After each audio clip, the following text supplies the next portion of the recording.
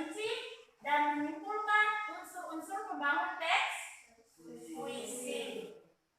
Ya. Yang berikut, Ibu akan bertanya, pernahkah anak-anak membaca puisi atau mendengar orang membaca puisi? Pernah. Bagaimana perasaannya? Sangat haru. Ya.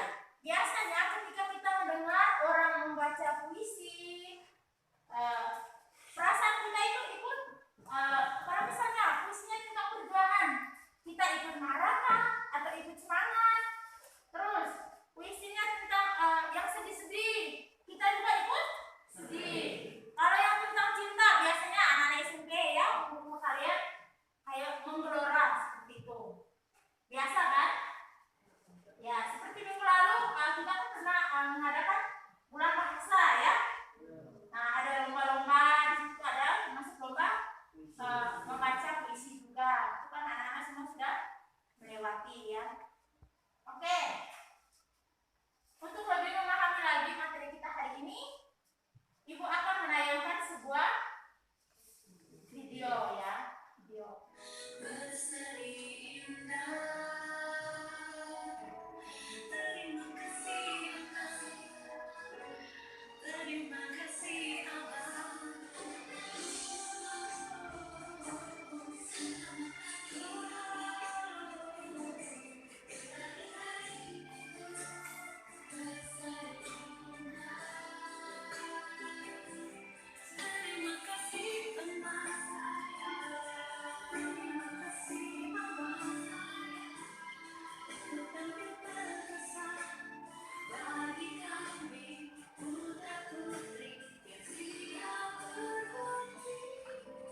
Ya, anak-anak, kita sudah sama-sama menyaksikan video tadi ya. Di situ ada lirik-lirik apa? Lirik-lirik lagu ya kan? Nah, Ibu, setelah kita menyaksikan video tadi, ada beberapa pertanyaan nih. Yang pertama, apa tema dari video tadi? Siapa yang bisa menjawab? Ya, silakan. Tema tentang kekeluargaan. Temanya tentang apa? Kekeluargaan ya. Temanya tentang apa? Dari sini? Kekeluargaan. Temanya tentang kekeluargaan. Yang berikut, yang kedua. Apakah ada hubungan antara video tadi dengan puisi yang akan kita pelajari hari ini? Saya dilihat dari puisi atau tulisan kasar dan juga pesan dari Nurul tadi. Ya. Ada hubungan antara video tadi dengan puisi yang akan kita pelajari hari ini. Yang pertama, dilihat dari diksi atau pilihan katanya. Sangat sederhana ya anak-anak. Sangat sederhana. Terus ada juga pesan. Pesan-pesan yang disampaikan dari video tadi. Gimana kita harus mencintai keluarga kita. Ya, yang berikut, perasaan kalian setelah mendengar lagu tadi. Perasaan terharu, sangat terharu. Kita harus mencintai siapa? Keluarga. Harus mencintai keluarga kita. Yang berikut, apa pesan yang disampaikan melalui video tersebut? Ya, Edi, silakan. Pesan yang disampaikan melalui video tersebut adalah kita harus menghargai dan menghormati keluarga kita karena keluarga adalah nomor satu dalam hidup kita. Ya, kita harus menghargai dan menghormati siapa? Keluarga kita. Pernah keluarga adalah nomor berapa? Nomor satu dalam kehidupan kita sehari-hari. Ada pepatah yang bilang jelek-jelek tapi keluarga, baik-baik tapi orang. Itu yang harus kita ingat. Oke, anak-anak sekalian, sekarang kita masuk ke materi kita, yaitu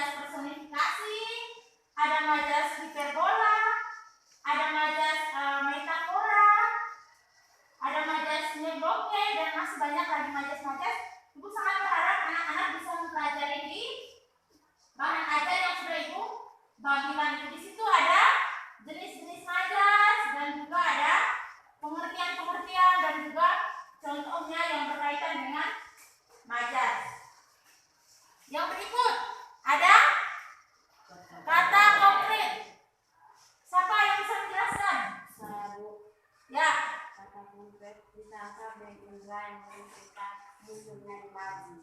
Ya, kata konkret dia mirip dengan imaji karena berkaitan dengan indra. Tahu indra? Indra kita apa saja? Indra penglihatan, indra penciuman, indra pendengar, indra rasa, indra peraba, kulit ya. Nah, berkaitan dengan kata konkret dan imaji, di sini dia berkaitan dengan indera kita. Ketika kita menulis atau penyair menulis sebuah puisi, dan kita melihat unsur-unsurnya, kita lihat di sini misalnya ada kata jalan ya, contoh ada kata jalan atau kata rumah. Rumah ini kan bisa kita lihat menggunakan indera apa? Penglihatan. Kalau rasa pahit kita bisa menggunakan dengan indera apa? Indera rasa. Nah, itu yang bisa kita gunakan dalam menentukan unsur-unsur dari puisi itu sendiri. Yang berikut ada imaji. Siapa yang bisa menjelaskan imaji? Ya, silakan. Imaji adalah ungkapan sensoris penyair ke dalam kata dan ungkapan sehingga tergambar gambaran suasana yang lebih konkret. Ungkapan itu menyebabkan pembaca seolah-olah melihat sesuatu, mendengar atau turut merasakan. Ya, imaji itu seolah-olah kita ikut melihat, mendengar dan turut merasakan apa yang ditulis oleh penyair. Itu yang termasuk imaji. Yang berikut rima. Siapa yang bisa menjelaskan rima? Ya, silakan. Rima adalah bunyi dalam puisi mencakup masalah rima, ritme, dan metode. Rima adalah pengulangan bunyi yang berselang sekali saja yang berdekatan. Ya. Yang berikut tentang rima. Siapa yang bisa menjelaskan? Silakan. Rima adalah bunyi dalam puisi mencakup masalah rima, ritme, dan metode. Rima adalah pengulangan bunyi yang berselang, baik di dalam lagu saja maupun pada akhir lagu saja yang berdekatan. Ya, rima itu biasanya dia berkaitan dengan pengulangan bunyi. Kalian biasa membaca puisi kan? Nah, biasanya ada bahasa tertentu atau kalimat tertentu yang sudah ada pada bait satu, yang ulang lagi pada bait berikutnya. Nah, itu yang dinamakan dengan rima.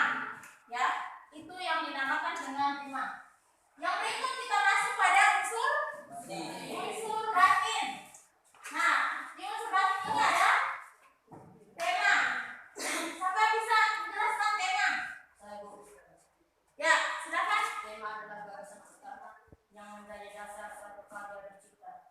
Ya, tema adalah gagasan utama. Misalnya, seseorang sudah menentukan sebelum dia menulis puisi, penyair ini sudah menentukan, saya akan mengungkapkan perasaan saya yang berkaitan dengan tema percintaan. Nah, yang berkaitan dengan tema percintaan ini, di sini dia akan menulis puisi yang berkaitan dengan cinta. Seperti itu yang berkaitan dengan tema. Yang berikut ada perasaan. Siapa yang bisa menjelaskan perasaan? Ya, Ruth, silakan. Perasaan adalah puisi ditulis atas dasar pengungkapan perasaan atau ekspresi dari seorang penyair itu sendiri. Ya, perasaan itu berkaitan dengan ekspresi. Yang berikut nada. Nada, siapa yang bisa menjelaskan? Nada? Ya, silakan. Nada adalah mengenal nada dalam unsur batin puisi ini dimaksudkan aliran nada apa yang mampu mengubah suasana pembaca setelah membaca puisi tersebut. Ya, misalnya ketika seseorang membaca puisi, di situ ada temanya tentang ketuhanan. Nah, ketika seseorang sudah membaca puisi ini, dia ikut terharu atau ikut merasakan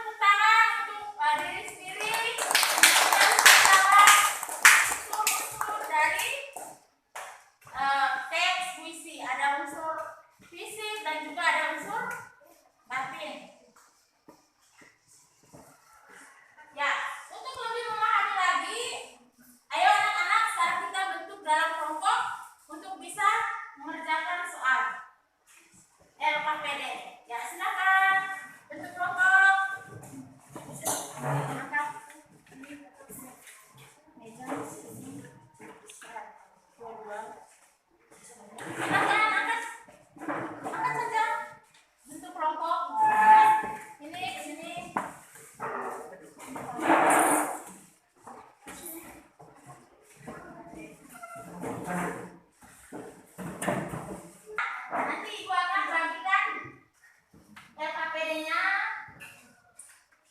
serta lembaran jawaban itu nanti ditulis kelompok 2.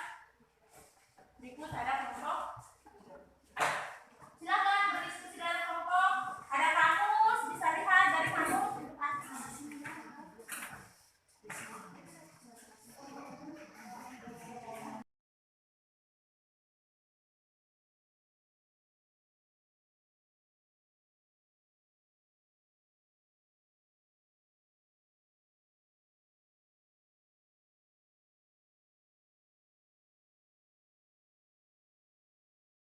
Anak, waktu untuk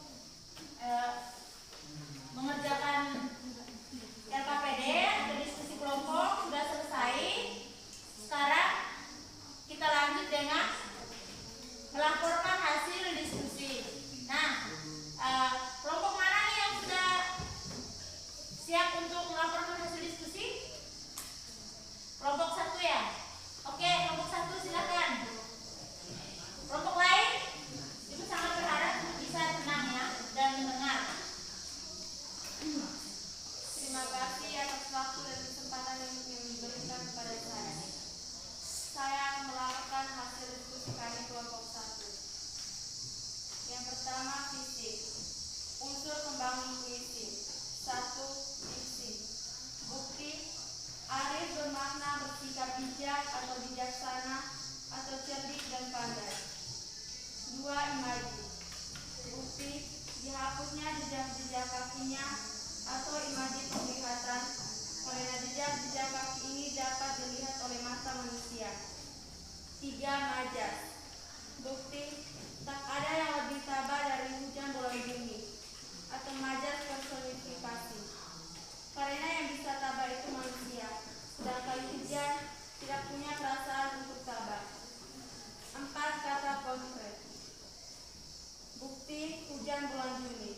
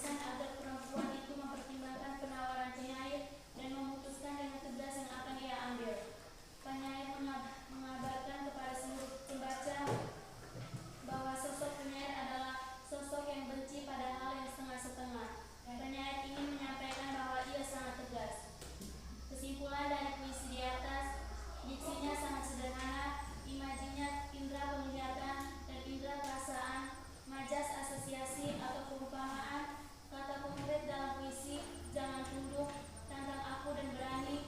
5. Ada pengulangan bunyi I pada kalimat terakhir. Terima kasih. Ya, tepuk tangan untuk kelompok 2. Ada kelompok lain yang akan menanggapi? Silakan. Ya, memang kelompok 2 sudah sangat bagus dalam menentukan unsur fisik dan juga dalam menentukan unsur batin dari puisi dan juga menyimpulkan.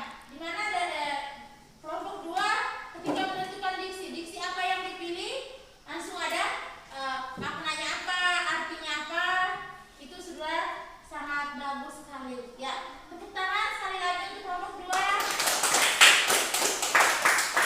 Sekarang kelompok 3 ya. Ya, silakan. Terima kasih atas waktu dan kesempatan yang diberikan pada kelompok kami. Saya akan membacakan hasil diskusi kami kelompok 3. Unsur pembangunan puisi. 1. Diksi. Bukti diksi atau pilihan kata yang ada pada sisi di atas adalah bahasa komunikasi dan bahasa yang digunakan sehari-hari.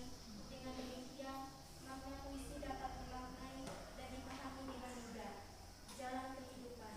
Kata jalan yang ada dalam bentuk puisi di atas adalah proses, bukanlah tempat yang dapat dilalui. Penggunaan kata jalan tersebut menggunakan makna konotasi. 2. Imaji. Imaji yang ada dalam puisi jalan kehidupan didominasi dengan citraan visual atau penglihatan. Citraan penglihatan pada puisi di atas, tepatnya pada garis hidup ini. Jalan hidup ini mengalah berlaku dan terjal. Kondisi jalan berliku dan terjal dapat diketahui dengan indera penglihatan karena berwujud visual. 3. Majas. Majas yang digunakan dalam puisi di atas adalah majas sumber joke foto, yaitu penggambaran sebagian untuk mewakili keseluruhan. Majas tersebut terdapat pada garis berikut ini, hanya seutas tali yang diikat pada pinggang, seutas menunjukkan sebagian berdiri, seutas menandakan bahwa tali yang sangat pendek tidak mungkin diikatkan di pinggang jika tali yang digunakan hanya seutas. 4. Kata konkret. Kata jalan dalam puisi tersebut bermakna proses kehidupan manusia. Kata seutas tali bermakna seolah-olah dalam kehidupan ini, jika manusia hidup tanpa bantuan Tuhan itu sia-sia dan berkemungkinan kecil untuk hidup baik. 5. Penggunaan bunyi atau permainan bunyi yang digunakan dalam puisi di atas tampak pada bunyi akhir puisi yang didominasi bunyi ini.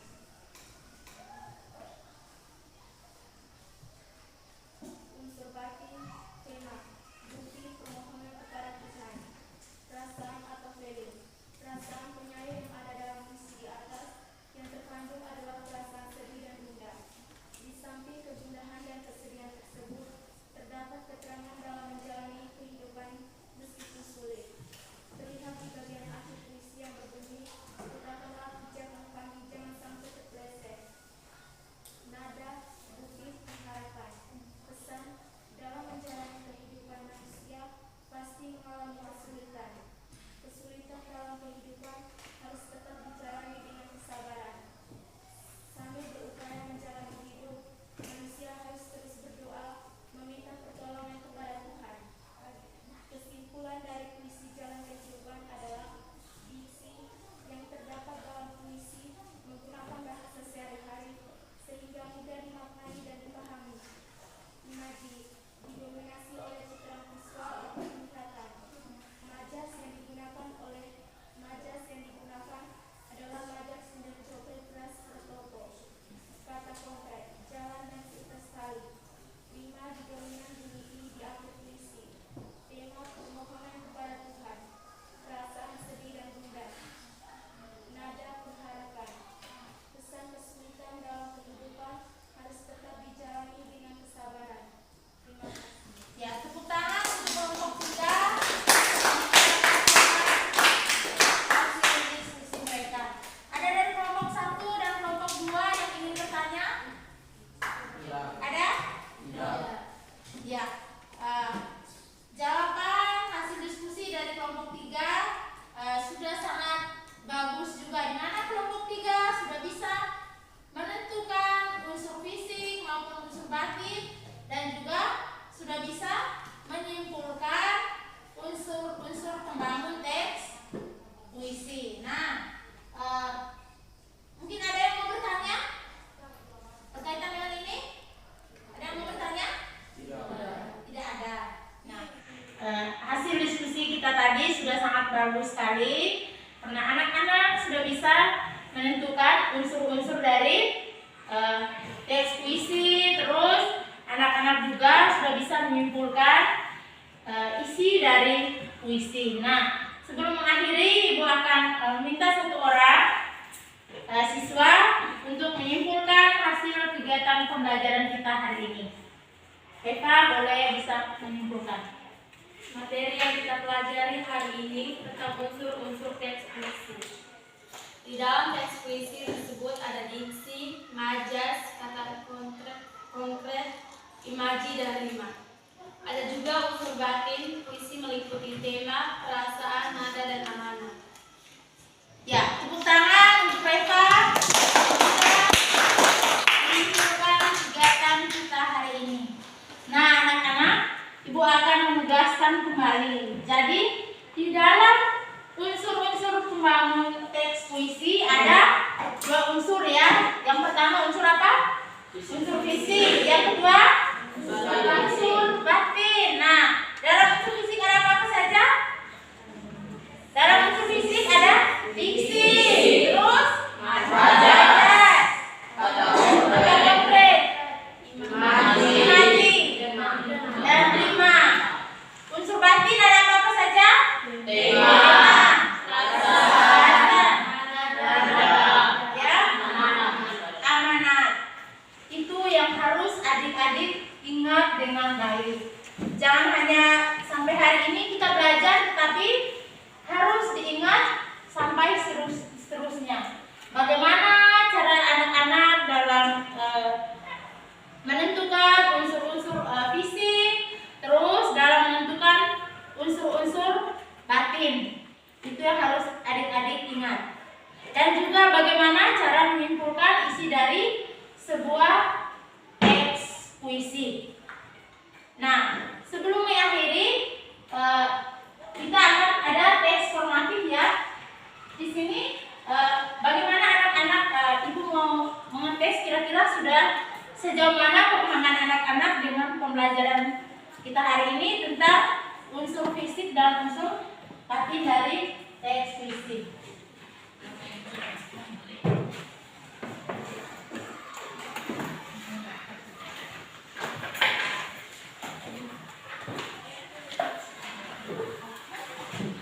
Kerjanya sendiri-sendiri ya.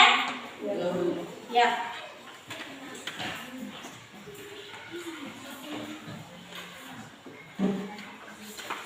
Ya. Kerjanya sendiri-sendiri. Silakan mengisi. Ya. Waktunya 10 menit ya. Silakan.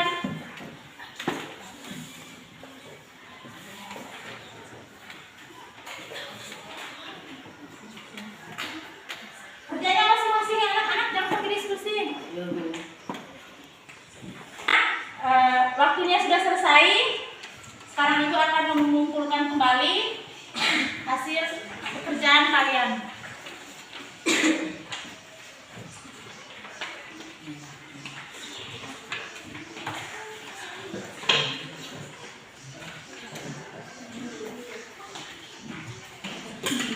Sudah?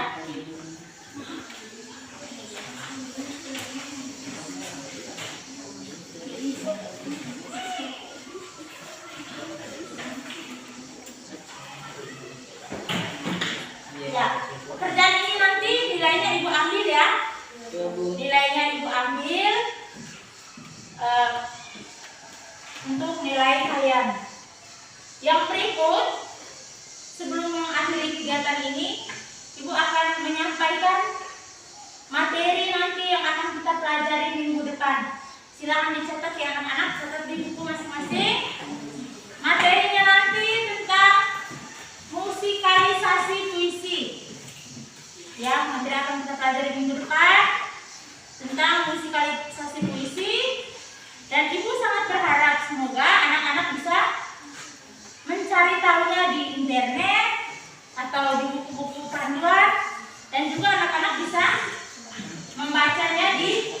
perpustakaan. Di perpustakaan sana banyak buku-buku sumber yang berkaitan dengan musikalisasi puisi. Dan juga bisa kalian tanya di orang tua, di kakak kalian di rumah, apa sih musikalisasi puisi itu sendiri. Sebelum mengakhiri, mungkin ada yang mau bertanya yang berkaitan dengan pembelajaran hari ini? Tidak ada? Oke, kalau begitu pembelajaran kita hari ini sampai di sini. Semuanya Ibu ajak berdiri dan satu orang pimpin kita dengan doa. Silakan. Oke, teman-teman, marilah kita berdoa dalam nama Bapa. Yesus yang baik.